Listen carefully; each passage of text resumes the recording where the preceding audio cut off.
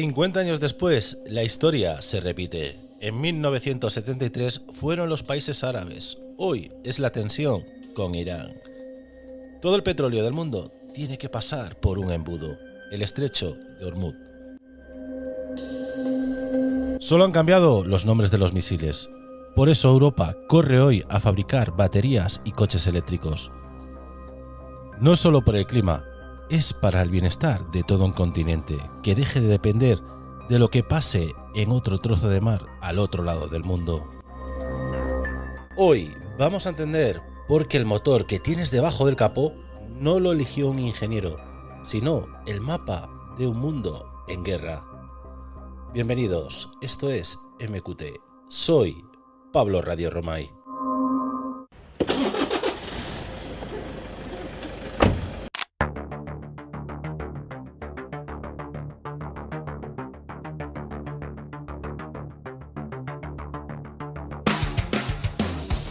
Hay una pregunta que parece sencilla, pero no lo es. ¿Por qué en Alemania conducen coches alemanes? ¿Por qué en Japón conducen coches japoneses? ¿Por qué en Estados Unidos conducen todoterrenos? Y en Europa conducen compactos. ¿Por qué en Egipto hay miles de Mercedes de los años 80 circulando todavía? La respuesta no está en los catálogos, está en los mapas. El automóvil no se diseña en el vacío, se diseña para un territorio, para un clima, para una economía, para una cultura. Y esos factores cambian cuando hay una guerra, cuando sube el precio del petróleo, cuando un gobierno decide gravar un combustible más alto que el otro. El coche cambia con ellos. Hoy vamos a contar esa historia a través del motor que mejor lo representa. El motor que nació de una crisis geopolítica y que conquistó un continente entero. Que los conductores que más kilómetros hacen lo eligieron antes que nadie y que cayó por la decisión más cara de la historia del automóvil. El Volkswagen 1.9 TDI. Pero para entender el TDI primero tienes que entender el mapa.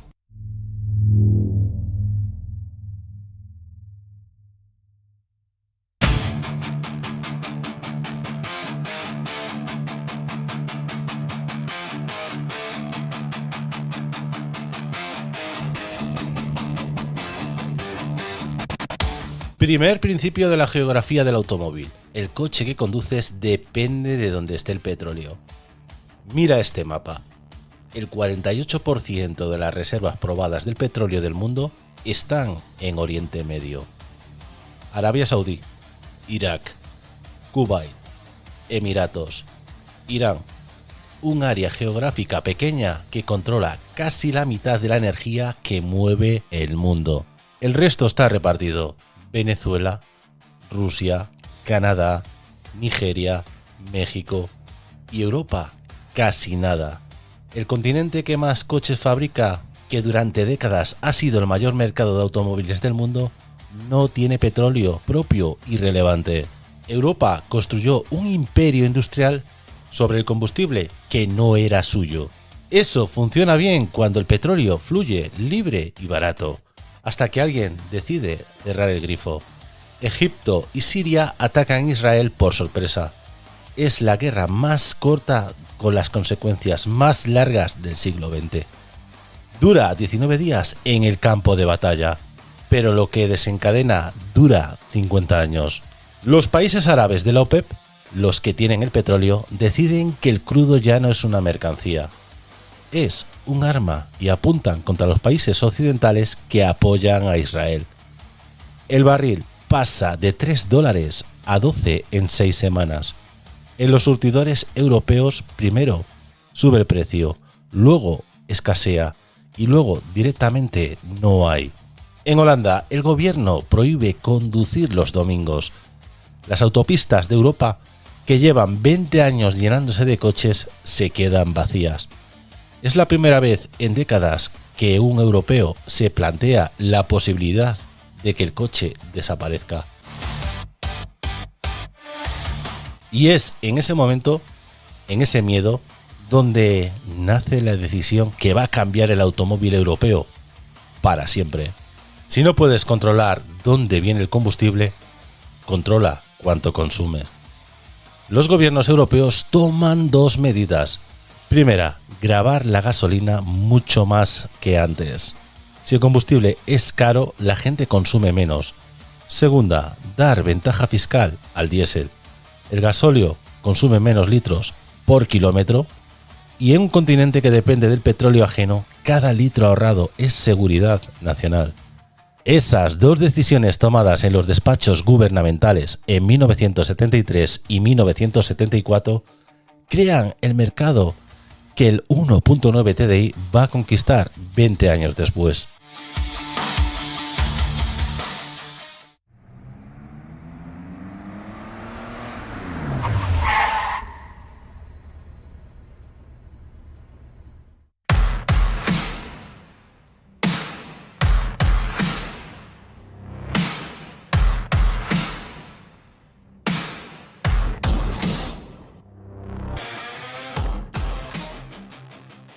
Ante la misma crisis, Europa y América tomaron decisiones radicalmente distintas.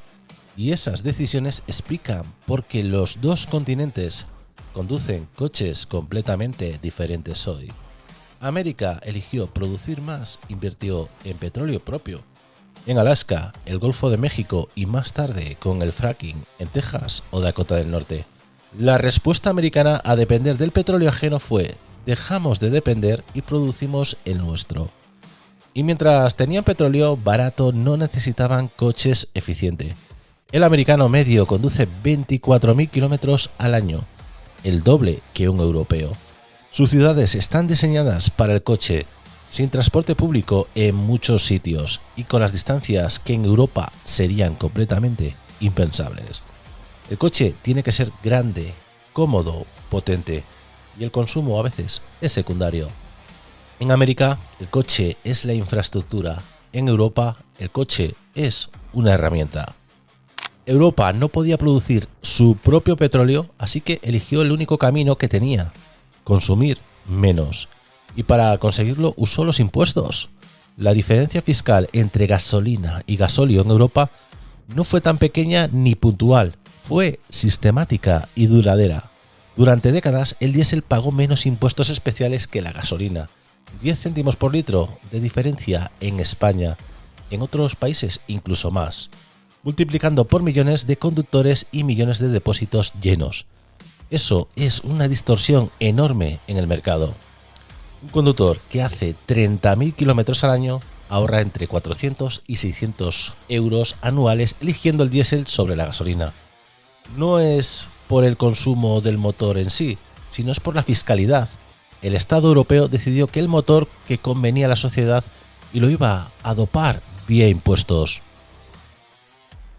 El resultado en 2025, pues cerca del 70% en España eran todos los vehículos diésel. En Bélgica, cerca también del 70 y pico por ciento también eran diésel. En Francia, lo mismo. En Alemania, aquí viene un dato diferente. En Alemania, solo el 47%, porque en Alemania son más de tradición de gasolina, en el sitio donde tenían el TDI. En Estados Unidos, ese mismo año, por ponernos un ejemplo, el diésel representa menos del 3% del mercado de turismos. Mismo planeta, misma crisis del petróleo y respuestas opuestas, y coches completamente diferentes. Y en medio de todo esto hay una empresa en Wolfsburgo, Alemania, para el mercado que los gobiernos europeos acaban de crear.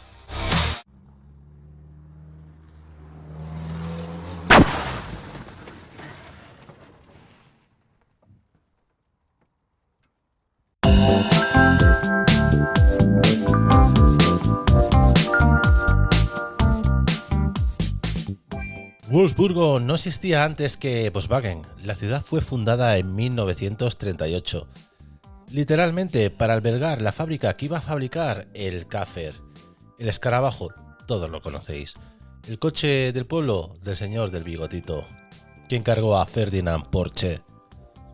Después de la guerra, los británicos que ocupaban la zona querían desmantelar la fábrica. Los ingenieros alemanes les convencieron de que era más útil en pie. Y desde entonces Wolfsburgo es Volkswagen y Volkswagen es Wolfsburgo. 70.000 empleados, la fábrica más grande del mundo durante décadas. Una ciudad que late a ritmo de cadena de montaje. Y es en esa ciudad, en los años 60 y 80, donde un equipo de ingenieros recibe el encargo más difícil de la historia reciente del automóvil. El encargo viene de la crisis del 73, quedaros con esto, del mercado fiscal de los gobiernos europeos que han creado, de la necesidad de un motor diésel que no sea lo que el diésel ha sido siempre, lento, ruidoso y para camiones.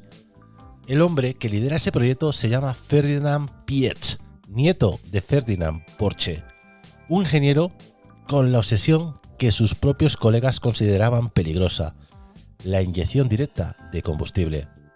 La idea era conceptualmente sencilla. En los motores diésel de entonces, el gasoil se mezcla con aire en una cámara auxiliar antes de entrar al cilindro. Es un proceso indirecto, impreciso y lento. Piëch quiere eliminar este intermediario, inyectar el combustible directamente dentro del cilindro, en el momento exacto de la explosión, a una presión brutal. El problema es que nadie sabe cómo hacerlo de forma controlada. Las presiones que hace falta alcanzar están en el límite de que los materiales de la época pueden aguantar. El motor que trabaja a esas presiones puede estallar o desgastarse en días. Durante 15 años, mientras el mundo se olvidaba de la crisis del petróleo y vuelve a comprar coches grandes, el equipo de Piëch trabaja en ese problema. 15 años de fallos, de ajustes, de materiales nuevos, de tolerancias, que se miden en micras.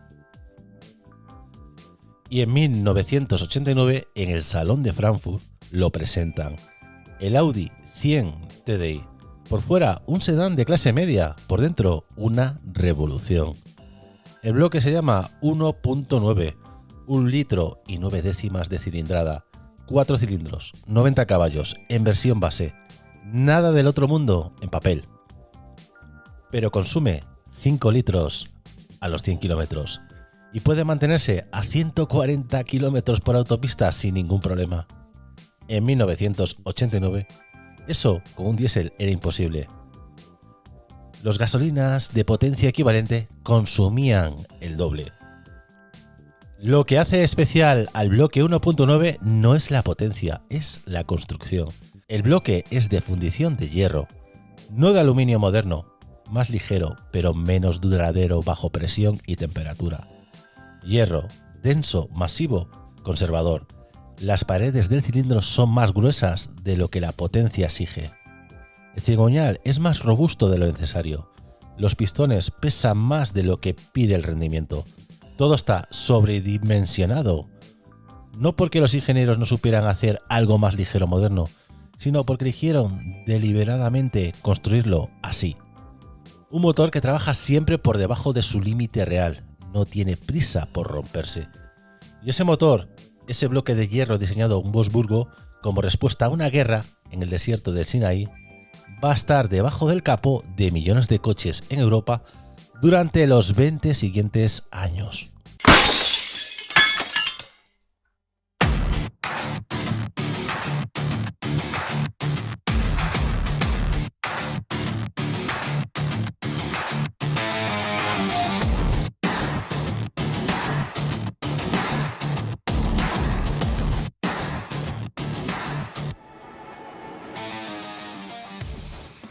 Lo que Volkswagen presenta en 1969 no llega solo al mercado alemán, llega a todo el continente que los gobiernos europeos han preparado durante 15 años con su política fiscal. Cuando hablo aquí de TDI también podemos hablar más adelante del HDI, o sea, aquí los franceses también tuvieron gran parte del éxito. El TDI se monta primero en el Audi 100, luego en el Golf, luego en el Passat y en el Polo, y desde el grupo Volkswagen salta a marcas hermanas, Seat Toledo, el León, el Ibiza, el Alhambra y al Skoda Octavia, Super B, el mismo bloque, el mismo 1.9. en más de 20 modelos distintos de 5 marcas. Eso tiene una consecuencia que no siempre se cuenta. Cuando un motor se monta en 20 modelos distintos durante 15 años, pasan dos cosas. Primera, el fabricante lo perfecciona. Cada problema que aparece en un modelo se corrige en todos los demás. El motor mejora con la escala. Segunda, la red de conocimiento crece. Hay mecánicos en toda Europa que conocen ese motor de memoria, que saben qué piezas fallan primero, que tienen recambios o los almacenan, que pueden repararlo sin pedir ayuda absolutamente a nadie. Un motor que cualquier mecánico de barrio pueda arreglar en cualquier país de Europa es mucho más valioso. Un motor que cualquier mecánico de barrio pueda arreglar en cualquier país de Europa es mucho más valioso que uno que solo funciona en el concesionario oficial. Y los que primero entendieron eso fueron los conductores que más kilómetros hacen, los que más necesitan que el motor funcione. Los taxistas, los transportistas, los comerciales, los autónomos con coche de empresa. En los años 90 y principios de los 2000, el 1.9 TDI, con la bomba inyectora mecánica, la versión más sencilla, sin electrónica complicada, se convierte en el motor de trabajo estándar en Europa. No porque ninguna normativa lo imponga, porque los números salen. Un taxi hace 300 kilómetros diarios, ahorra entre 15 y 20 euros al día eligiendo diésel sobre la gasolina. En un año, más de 5.000 euros. En la vida útil de un coche, decenas de miles. Y cuando un conductor profesional lo elige, el conductor particular observa y pregunta, y lo prueba y lo elige también. Siempre lo diré aquí, señores de las marcas, no hay mejor publicidad que la de los taxis. Así que se conquista un continente no con publicidad, con matemáticas. Y ojo aquí al dato, en 1992 el diésel tiene el 20% del mercado de turismos en España. En 2005 tiene el 70%. En 13 años el mercado del automóvil español se da la vuelta casi completamente, sin que ningún gobierno lo ordenara, sin que ningún fabricante lo planeara exactamente así. El mercado siguió al consumidor profesional y el conductor profesional siguió a los números.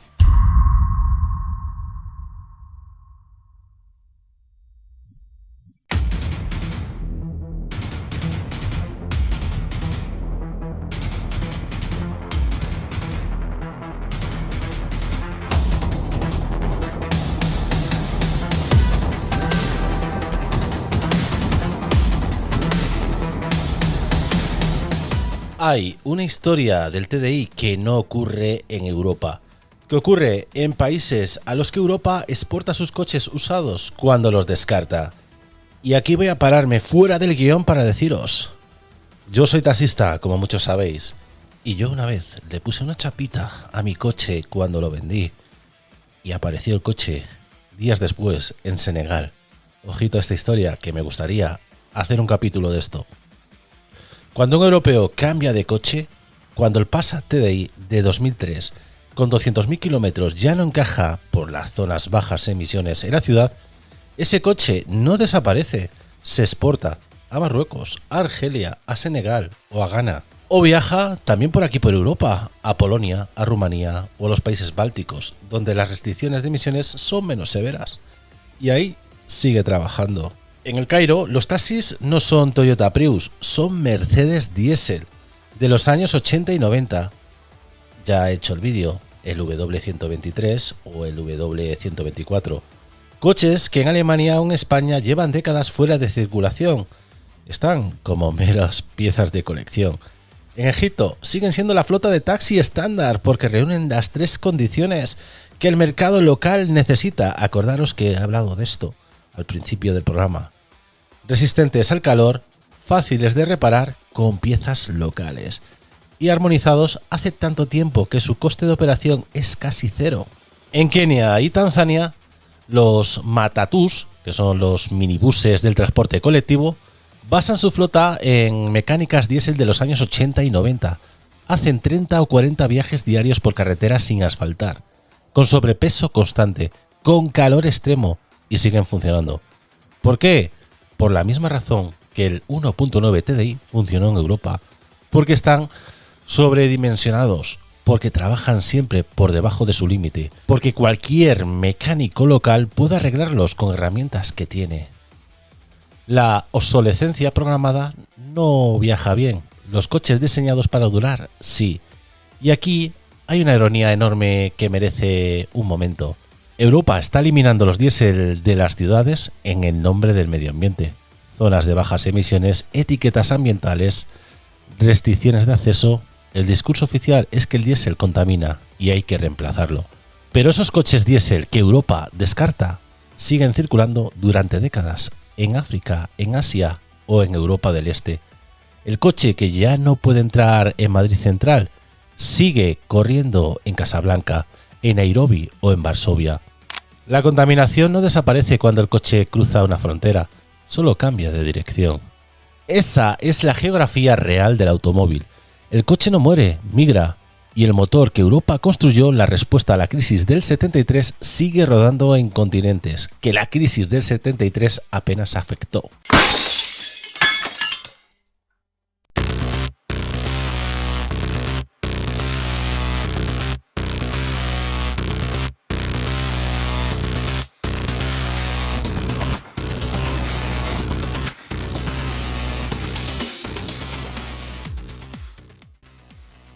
Todo lo que hemos contado hasta ahora ocurre en Europa, porque Europa tiene una geografía correcta para el TDI.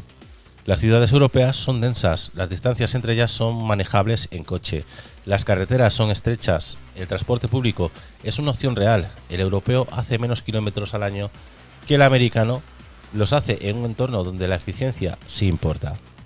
América, queridos amigos, es de otro planeta. Las ciudades americanas están diseñadas para el coche.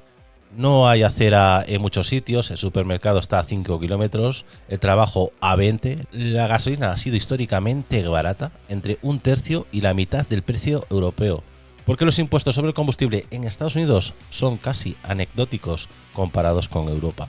En ese entorno, la eficiencia del diésel no es un argumento de venta. Si el combustible cuesta la mitad, ahorrar en consumo importa la mitad.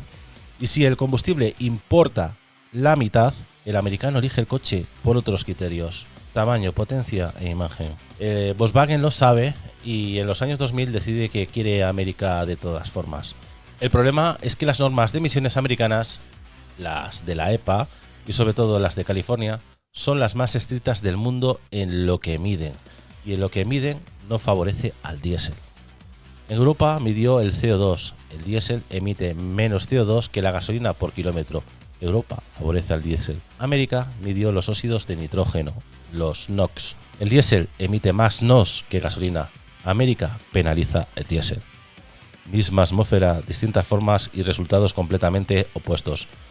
Para cumplir con las normas americanas con un motor diésel competitivo, Volkswagen necesita una solución técnica que no tiene.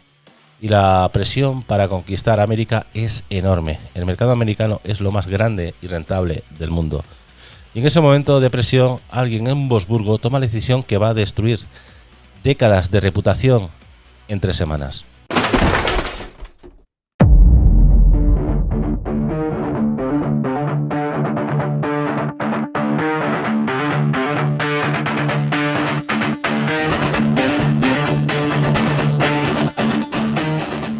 ...18 de septiembre de 2015... el mapa se rompe.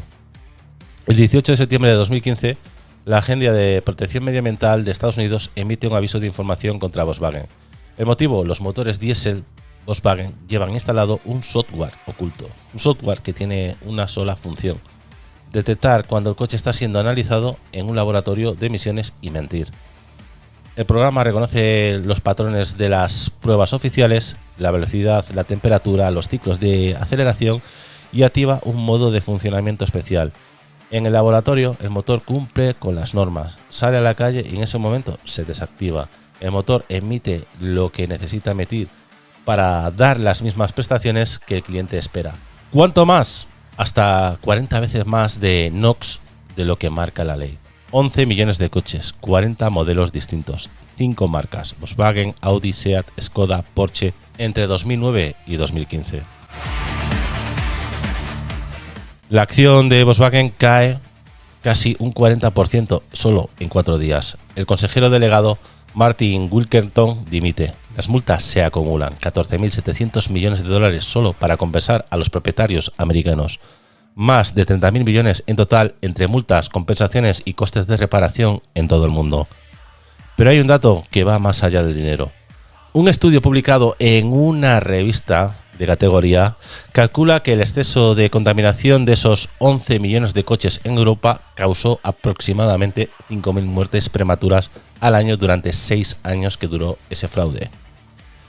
Casi 5.000 personas al año que murieron antes porque los motores en la calle emitían 40 veces más de lo que decían los papeles. Y aquí viene la dimensión geográfica del escándalo que nadie analiza. El fraude ocurrió porque Volkswagen quería conquistar el mercado americano, que tiene normas distintas a Europa. Si Europa y América hubieran medido lo mismo, el problema no había existido. Si el diésel hubiera encontrado su límite en Europa antes de llegar a América, el software trampa nunca hubiese sido necesario. El Dieselgate es el fondo de un problema de geografía de las normas, dos mercados con normas incompatibles y una empresa que quiso jugar en los dos y que eligió hacer trampa en lugar de elegir un mercado.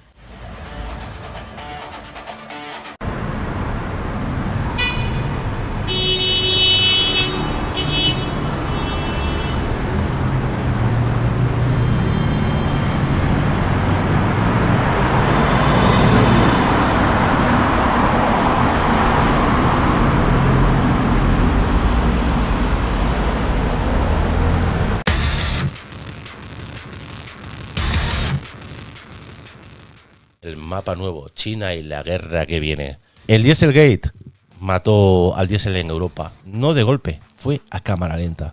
En 2015, el diésel tenía un 51% de mercado europeo.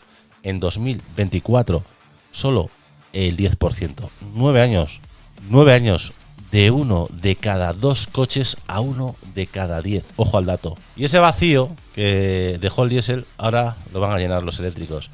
Pero no el eléctrico europeo, no el eléctrico de Volkswagen. Hay algo ahí detrás, ¿no? El eléctrico que está ganando el mercado europeo se fabrica en China. BYD, NIO, XPeng, Sight, Bike. Hace 10 años estos nombres eran chistes en los congresos del automóvil europeo. Hoy BYD vende más coches eléctricos que cualquier fabricante occidental. En 2024 los coches chinos representaban el 25% de los eléctricos vendidos en Europa. Porque China, la misma respuesta de siempre, geografía y política. China tiene el 60% de las reservas mundiales de litio procesado. Controla el 80% de la producción global de baterías de iones de litio. Y el gobierno chino lleva 15 años subsidiando la industria del eléctrico. Con la misma lógica que los gobiernos europeos, que no se olvide esto, subsidiaron al diésel en los años 70. Elige el motor que quieres dominar y crea el mercado para él. Europa... En la actualidad, esto pues ya sabe lo que va a venir de China. Así que, como siempre, vamos mal y tarde. Y la Comisión Europea ahora pues ha decidido, vamos a poner aranceles de hasta el 45% a los coches eléctricos chinos para frenar esa avalancha. Como decían a nosotros los taxistas, no hay que poner puertas al campo. Pues bueno, para algunas cosas sí, para otras no. Os suena familiar, ¿no? En 1973 los países árabes usaron el petróleo como arma geopolítica y Europa tuvo que adaptarse. En 2026 China controla las baterías y Europa está intentando adaptarse. El motor cambia, la geografía del poder que lo rodea no. Y Volkswagen, que nació en los años 30 y que en el 73 vio una oportunidad para conquistar Europa con el diésel, construyó el motor más longevo de la historia, que lo envenenó con su propia trampa, que prometió el eléctrico como una redención y ahora anuncia el cierre de fábricas en Alemania por primera vez en su historia. Cierra las plantas que no puede competir con las fábricas chinas. La ciudad de Volkswagen se fundó para fabricar coches. Está mirando su propio futuro con incertidumbre. Wolfsburgo no existía antes que Volkswagen. Nadie sabe exactamente qué es Wolfsburgo sin él.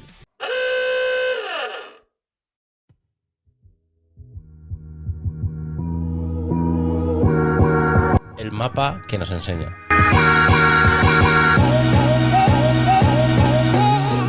Empezamos con una pregunta.